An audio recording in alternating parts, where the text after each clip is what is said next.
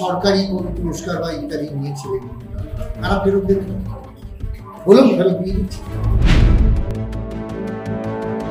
এই কথাটা তার প্রেক্ষিতে বলা যে এই স্পর্ধার একটা উত্তর দেওয়া দরকার।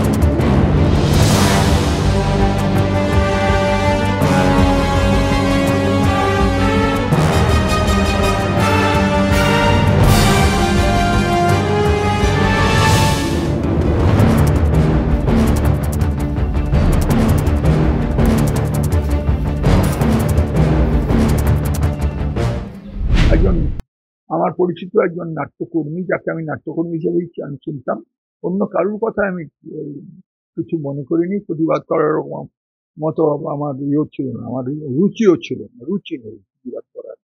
কিন্তু তিনি যখন বললেন যে যারা পুরস্কার পেয়েছেন পুরস্কার ফেরত দিয়ে প্রতিবাদ করুন, তখন আমার মনে হলো এটা সরকারি কণ্ঠস্বর।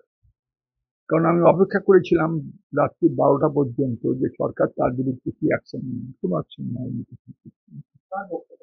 কাঞ্চন মল্লিক বিধায়ক, এবং তার নামে যখন এই বক্তব্যটা এসেছে তার ঘটনার প্রতিবাদে, এই ঘটনার প্রতিবাদে আমি সকালবেলা উঠেই সংস্কৃতি সচিবের কাছে আমি আমার যে দীনবন্ধু পুরস্কার 2017 সেটা ফেরত দেওয়ার বাসনা নয়, সংকল্প প্রকাশ করেছি।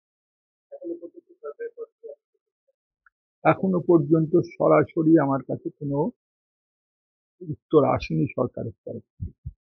আমি আশা করছি যে শান্তনুবাবু একটা উত্তর দেবেন। অর্থমূল্যটাই তো ফেরত দেওয়া যায়, আর কি ফেরত দেবে? আমি মনে করি যে সঠিকভাবেই এটা একটা গণ আন্দোলনের রূপ নিচ্ছে। তার ফলে এই কথাটা তার প্রেক্ষিতে বলা আমার মনে হচ্ছে যে এই স্পর্ধার একটা উত্তর দেওয়া দরকার। আমি আমার মতো করে উত্তর দিই। আমি 80 বছরের একজন নাটককার, আমি আমার মতো।